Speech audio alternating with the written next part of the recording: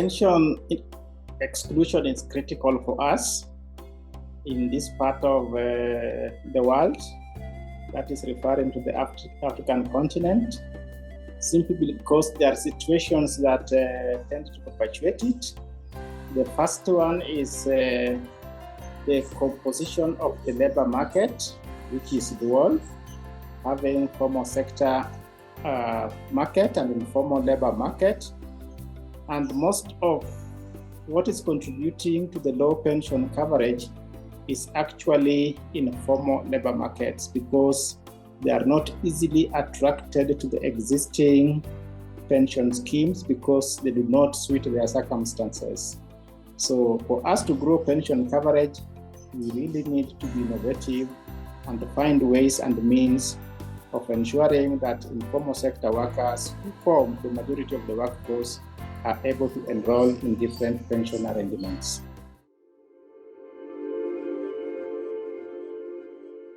Yes, I think the enabling environment today exists on the continent. Different parts of the continent now have pension jurisdictions, and most of them have a pensions regulator.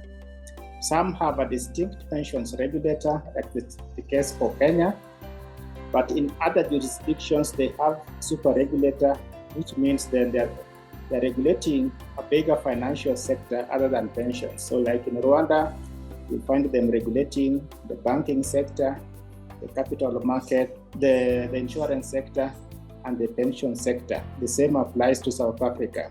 Pension arrangements are in place on the continent where workers can enroll, but most of them are set up by the employers for the benefit of their workers. In Kenya, we also have individual pension plans, which are open to any worker, both in the formal and informal labor market. But where the informal sector workers now again find a challenge is with the regularity of sending your savings into the scheme, because their incomes are intermittent, they are seasonal. So at one point they have incomes, at another point they don't have.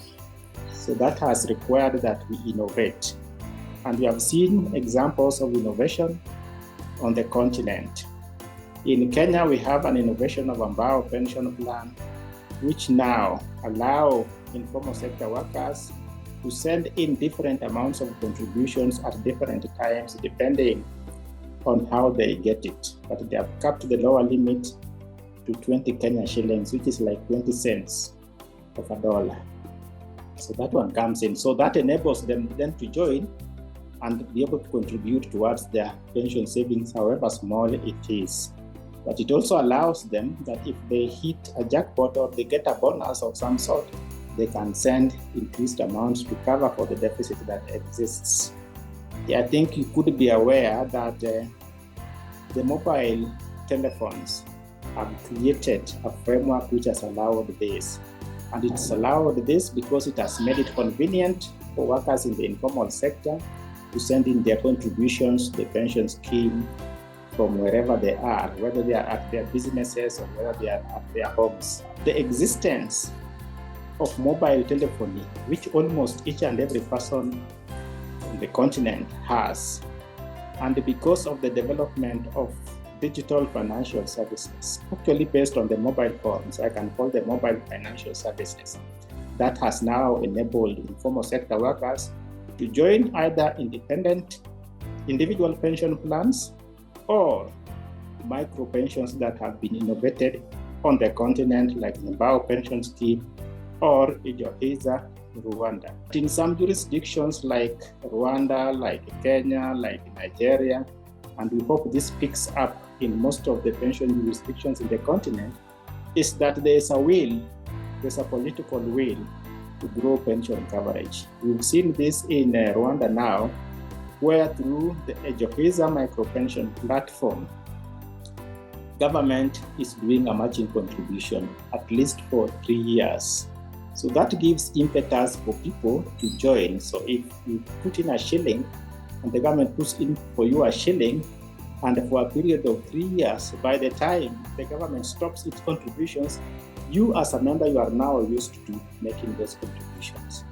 And also For the Joheza one, there's also an insurance component in it, and the last benefit. The beauty also in many pension jurisdictions, in most countries, there is an identification system, ID, for each and every person, which makes it easy for traceability. The KYC issues are now existent in the continent.